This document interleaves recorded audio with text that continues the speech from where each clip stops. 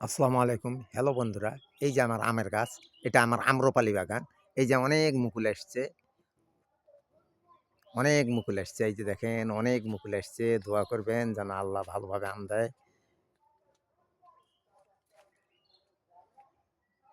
কিছু গাছের মুকুল এখনো আসেনি, আসতেছে। আশা করি সব গাছের মুকুল চলে আসবে।